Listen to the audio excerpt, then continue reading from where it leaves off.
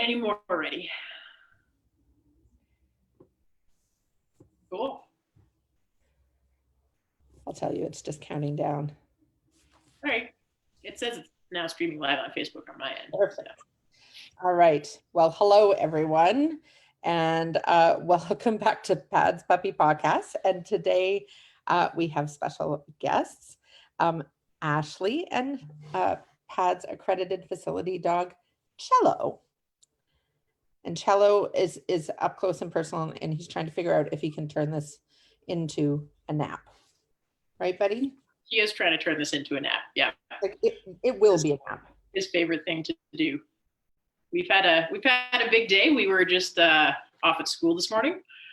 We have the opportunity still to go into our buildings here in Alberta. I don't know what you guys are doing out there in BC, but teachers are still allowed to go in. And because I work at the Career and Technology Center with Cello, it's a trade-based school. So what Cello and I did this morning is we went in and we provided some emotional support to staff who are still working at this time. So we said hi to some of Cello's favorite secretary friends and our assistant principal. And then I put him in our classroom. What were you on, buddy? For a little bit, so he could have a nap on his little puppy bed, because I went off to the welding suite and I did some filming with the welding teacher on how to use one of the MIG welding machines. So that was pretty cool. I got to learn some stuff about how hot metal needs to be in order for you to weld. So I edited that together, and then Cello and Chef Heather and I made some gnocchi. So I filmed Heather making gnocchi while Cello kind of wandered around in the background, so being his usual adorable self. And then he was very lucky because his good buddy Chef John cut up some apple for him. So best day ever. Hey, Cello. So someone is a little tuckered now, so nap is definitely pending because he got to visit all of his friends at work today. Well, not all of his friends, a lot of his adult friends. He is missing all of his student friends. Well, hopefully some of them can tune in today and catch a glimpse at his sweetness. Dana says, hi, Ashley, hi, Cello, and hi. So if anybody else is watching, feel free to post your questions in the comments. Ashley has agreed to answer questions. We don't know if Cello will answer questions or if he'll snooze through everything. We might have a few surprise guests. There was a kitty at one point. So 3 potential surprise guests. Yes, 3 potential surprise guests. So Cello shares his house with a few friends. So while we're waiting for comments to post up, why don't you tell us a little bit about Cello's household? Currently there is a cat chewing on our computer cable. His name, yeah, he's right there. Thank you, Cello. Yep, that's the one I'm talking about. His name is Bernie.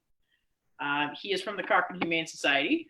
And then I have 2 other cats who are both 12 years old. They are named Yo-Yo and Dexter. Yo-Yo was from a dumpster behind a vet clinic that I used to live beside. And Dexter is from the Edmonton Humane Society. And then upstairs, because they are definitely class clowns, is putting it lightly. If you are tuning in or following us on Instagram at all, you will notice that actually Dana and Brushy and Jody and Saffron and I have been making videos, and we've been having lots of gate crashing by the Husky trio that are hanging out upstairs right now, because we kind of want to have some chat time, which is hard to do when there's Huskies wrestling in the background. They get a little noisy. So there's Neo, Nikiska, and Nova. So if you're watching the videos, Nova is the big fluffy Husky, Neo is the little tiny Husky, and Nikiska is the blonde Husky Terrier cross. And all 3 of those dogs are from, 2 of them are from the Cochrane Humane Society, and 1 of them is from a private rescue here in Cochrane. So we strongly believe in the rescue animals. Oh, big yawns, thank you. So nice. It's a thing that we do at our house. Yeah, so lots of friends to keep Cello fit and playing and having a good time, it sounds like. Yeah, it's interesting actually to see the way that he interacts with the other dogs in particular. So if we've had a really long day at work, Cello will come home and he will deliberately wrestle with the biggest husky. They'll go out in the yard and have quite the wrestle session for him to burn off some steam. And then after that, he'll put himself straight to bed. So if we've had to do lots of interventions at school, he comes home, wrestles, eats his supper, and then while we're hanging out in the TV room, he will go off and put himself to bed on his dog bed in our bedroom. Amazing. All right, so the comments are flowing in now. So Cello looks pretty chill and happy to be snuggling. And Nicole asks, how old is Cello and is he from the PADS breeding program? Hi, Nicole. Thanks for joining us today. Cello is 4. It's actually kind of cool. Cello and I are almost exactly 30 years apart. It's really easy to remember his birthday and how old he is. He was born February 10th of 2016. That would be 4. Yep, math is hard.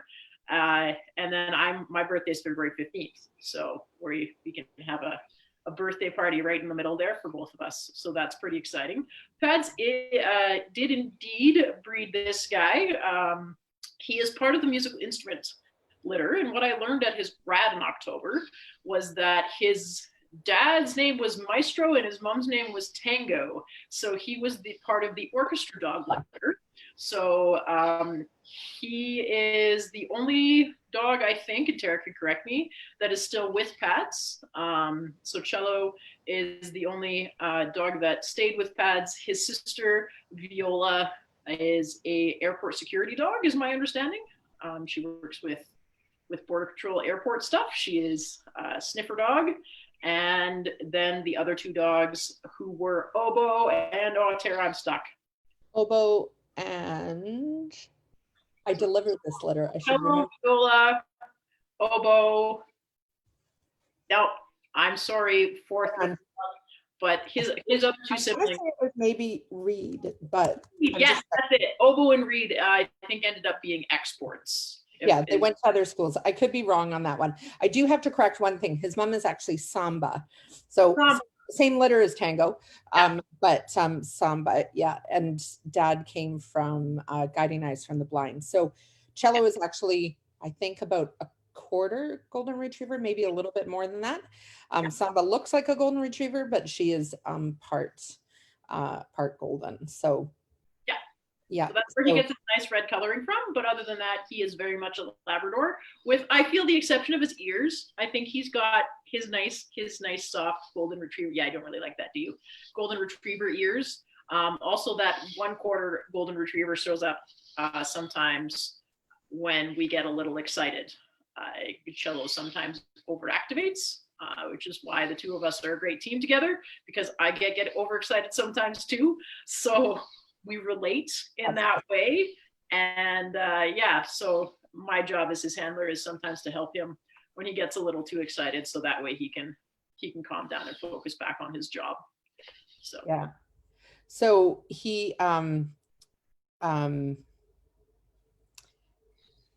actually, somebody else is asking Dana's asking who his razors were. And that is a very long answer because he had several razors. And Cello started out life here in the Lower Mainland. And then actually, sorry to interrupt. Yeah, go ahead. Because I'm actually part of this story, interestingly enough. So what happened was, so Cello was in the Lower Mainland, and then he came out here to Calgary. He came to live with Dana and Jay Stevenson, who actually own Bow Valley Campground here in Cochrane, which is actually where Cello and I live. So we work in the city, we work in Calgary, but we actually live here in Cochrane. So I know Dana and Jay, and they finished off his puppy raising. And then what happened was he went to advanced trainer Miranda Turin, who is here in Calgary, and her and I were actually teaching together at Central Memorial at the time. She was a teacher before she became an official full-time PADS advanced trainer. So she was bringing Cello to school by day and advanced training him by night. And it just so happened that because of the program that I work with, Cello came to hang out with me sometimes, because kids in social studies don't need emotional regulation as much as kids in my program do. So he was coming to help me out during the day, and then I ended up becoming his advanced sitter for a little bit. So what would happen is I would take him home as his advanced sitter on the weekends, and he would get to hang out with me and my dogs, and then Miranda would do his advanced training with him during the week. Perfect. And then he came back out to you guys in the Lower Mainland. He hung out with Laura and some other puppy sitters out there to do some more advanced training in the PTSD stream. But my understanding is he has just enough of that golden retriever in him that the PTSD stream was not for him. So last August, I was asked if I would like to have Cello placed with me full time as an accredited facility dog, because I was on the wait list and I was climbing my way up to the top, as you very well know, Dana. Gotta fight your way to the top of that client waiting list. And yeah, so the rest is history. We did our team training at the end of August, and now we are BFFs. Hey? Yeah. I don't know if you can hear him starting to snore on your end. Just a little bit. Yeah. Just ever so quietly. So I think you may have answered this, but Wendy's just asking how long Cello's been part of the school. And I think that'll, because he was part of the school, obviously, with Miranda and you before he came. Yeah. So all told, this would be coming up on Cello's, this would be Cello's first full year as of this month. Nice. All right. So we had him for spring for a little bit, and then he went away for a school year while we were puppy raising pads Yukon, I think, who has since been released, I heard the other day. So that is unfortunate. He was a little bit too much of a spunky potato, but that's okay. I'm sure he's going to go live his best life with someone. And yeah, so he, and then Cello came back in September. So full circle, 1 year, pretty much our 1 year anniversary today. So look at us go. Amazing. That sounds awesome. A bunch of people saying hello to you. So Lurleen and Wendy and Linda with Taco and Teresa and Swell and Allison and Michelle from Kelowna is asking, what is Cello's main role in the school? Okay, so we work together in what you guys call in BC an alternative education program. So it's a program for students who have some challenges with mental health. And Cello is basically my sidekick or an additional educational support worker in my program. So basically, if kids need help with their emotional regulation, or if they've had a bad night at home, really his primary job. So a day in the life of Cello. Here, we'll do it that way for you, Michelle. So Cello and I show up at school every morning, and he gets to come into the classroom and he gets to greet the kids. So our kids will come in before school to do a check-in. You guys are falling asleep. There you go, bud. So yeah, the kids will come in before their school day starts to hang out with Cello for a little bit, give him some scritches, give him some treats sometime, just to have some chill out time. And then Cello and I spend the day either in our classroom helping kids with either emotional regulation or anxiety kind of stuff, or sometimes just if classes were too overstimulating, if Cello needs to, like he's doing now, do some deep pressure hanging out, just chilling out on people's laps, because weighted blankets are not allowed here in Alberta as part of the school board because people were using them without the appropriate training. So we have substituted weighted blankets for doggos. And yeah, so that's what we'll do throughout the day. We'll help kids with emotional regulation and anxiety. I also will sometimes go on mental health interventions out within the school. So unfortunately, we had a student pass away from an illness over the summer. So that was one of the things that Cello and I did when we had those debrief sessions with the students that were friends with that student and the guidance counselors. Then Cello and I would be available if kids just need a little puppy TLC. So, nice. Kind of All right. Snapshot. Tiff, one of our volunteers, is asking if Cello is related to Toro. They could be twins. No, they're not related, but they are both Lab Golden Crosses. So, but they're from completely different lines. So, yeah. And Toro and Iris. Iris looks a lot like Cello as well. He does. That's very true. And Iris actually is his half sister, correct? Because they have the same mom. So Iris is from our our flash arrow litter. I know that Iris and Cello are friends on Instagram, and sometimes I'm scrolling through my Instagram feed and I'm like, I didn't post that. Oh wait, that's not my dog. Yes. So they're actually half siblings. So Iris and Cello. There you go. Nicole Whitford with Walker is asking or saying, you guys look like you have an amazing bond. What do you want people to know about AFD working dogs?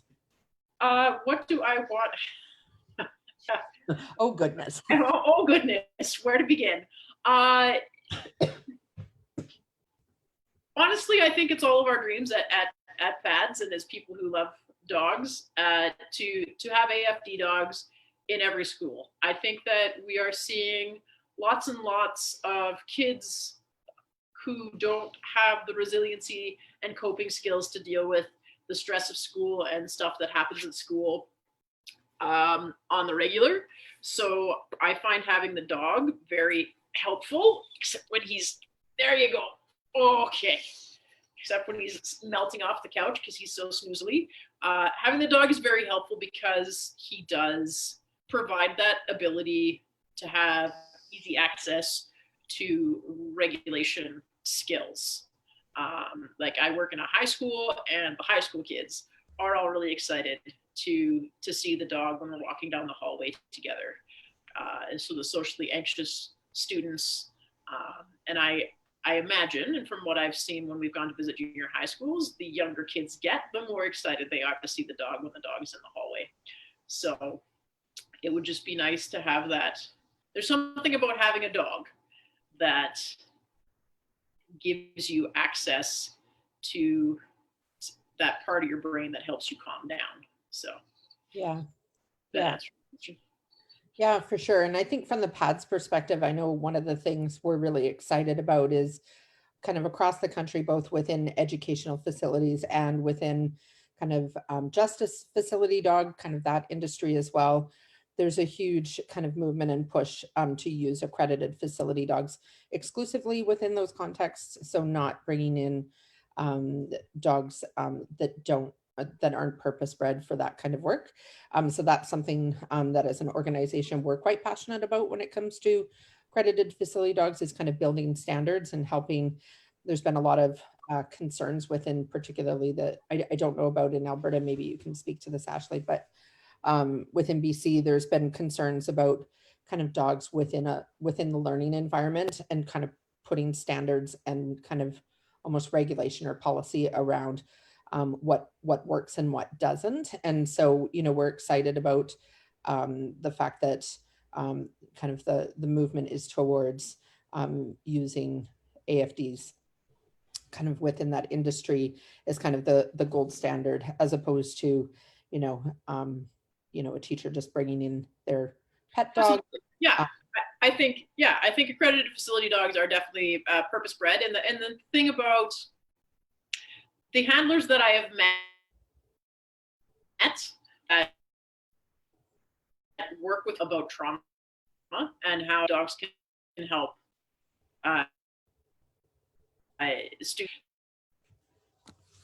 So the dog puppy in this is cool. Definitely a purposeful tool. The school. So a book, to give you an example, is by Dr. How to Reconnect with Youth. She talks about how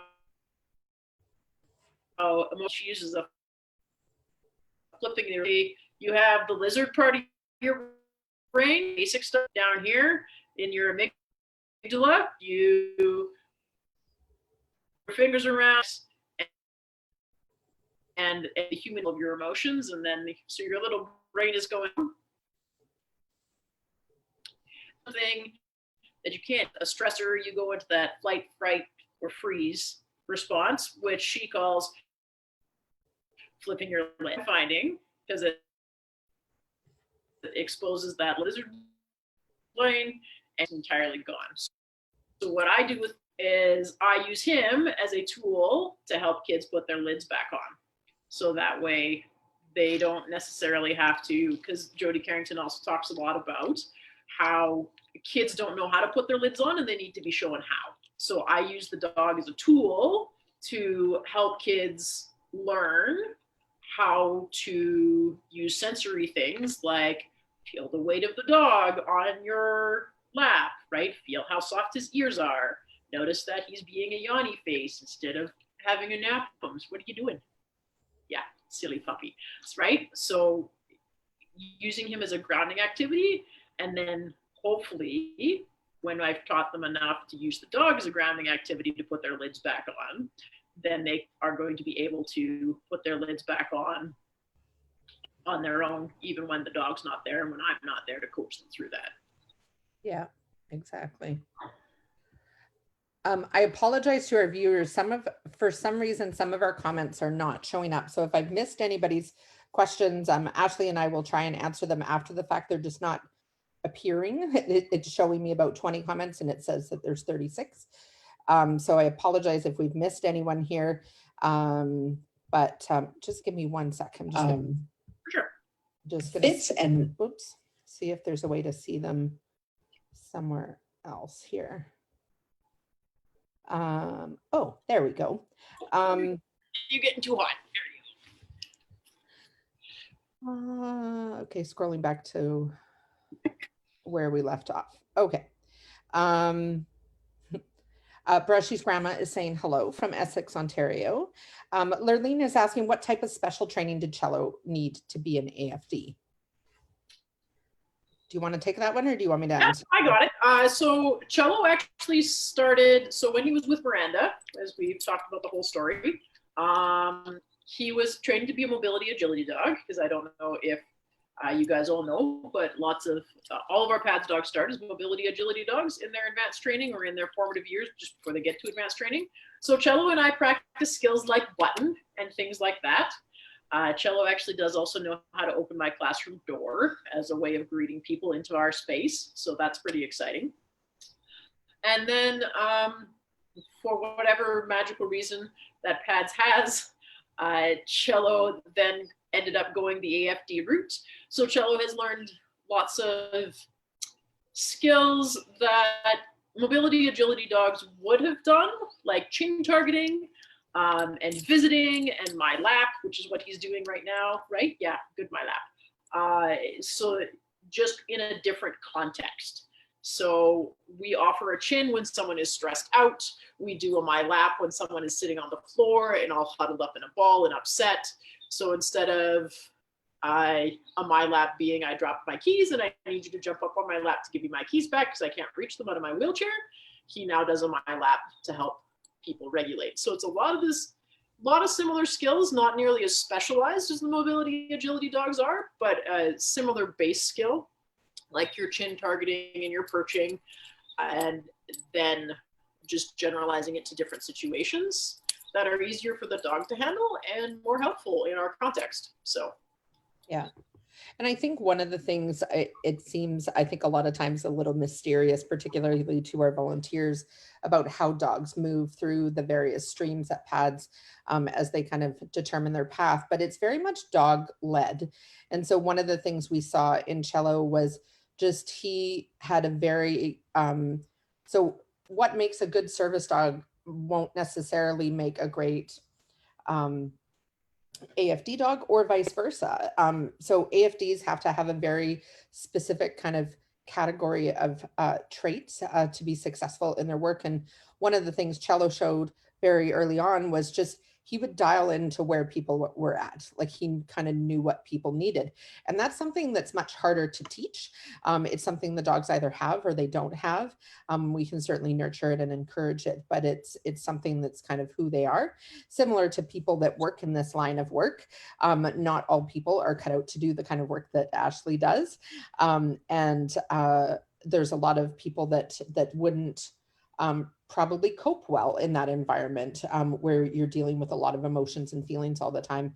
So that's the other thing that we look for in our AFD dogs, is the ability to go into a situation where there's a lot of emotion and a lot of feelings, but then also be able to shake it off at the end of the day and come back for more and really love the work. It's not something that is true of all of our dogs. Some dogs are very good at it, but then aren't able to shake it off, and the stress tends to kind of pile up on them. And we don't obviously ever want to put a dog in that situation. I don't Can even we know. also just talk about the fact that he's just like pudding there?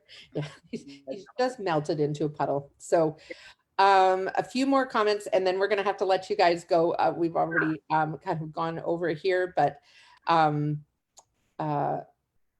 one of our, hang on a second.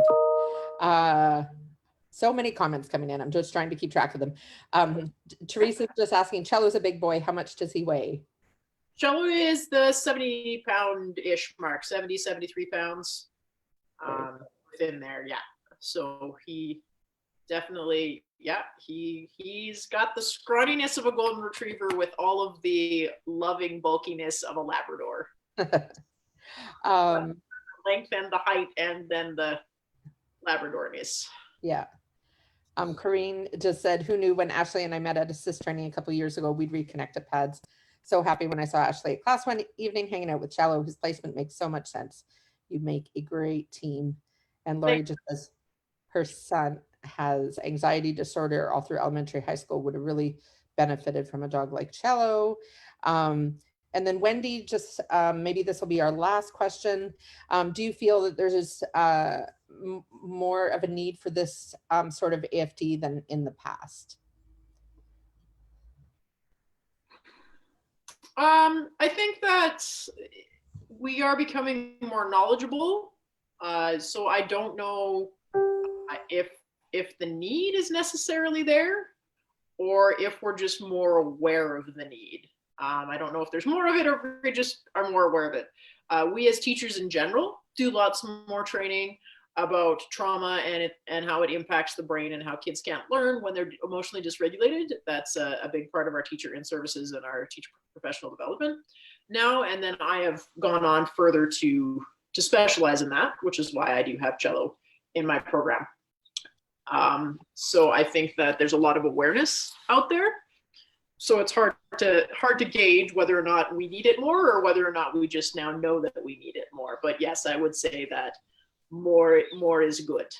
Yeah, I think that's, I think we're kind of feeling the same thing as pads. Is I think there's more awareness. So the need for these dogs is great within our program. There is a lot of demand for the dogs, but I think that's coming with the education that you're talking about different kind of strategies for kind of approaching the need that has always been there, but just this is a tool that works particularly well, and something that pads is working hard to kind of get dogs into the hands of more professionals that kind of work in these contexts to kind of do more amazing work like this guy does. So yeah, and we appreciate that. Yeah, I've had entire conversations with kids with social anxiety through the dog. Yeah, like I've had kids who won't make eye contact, who won't get workout. But then if I get Cello, I'll be like, hey, Cello, why don't you go ask so-and-so to get their math out? And Cello wanders over to them, and all of a sudden there's math out on the table. Amazing. Mm-hmm. Well, thank you both so much for joining us today. If anybody has any lingering questions that we haven't gotten to, and we will go back and read through all the comments once we're offline here in case we missed anyone, but I think we've seen them all now. So thank you both so much for joining us, and we look forward to following your adventures on Instagram. You guys, if anybody wants to follow Cello, he is pads Cello. Is there a dash or an underscore in there? I don't think so. It might be pads_Cello. If you search pads Cello without the punctuation, he is the only one. He's the only one. Only one. Thank you both so much for joining us, and we will chat again soon. Sounds good. Take care, Tara. Thank you. Thanks, everybody.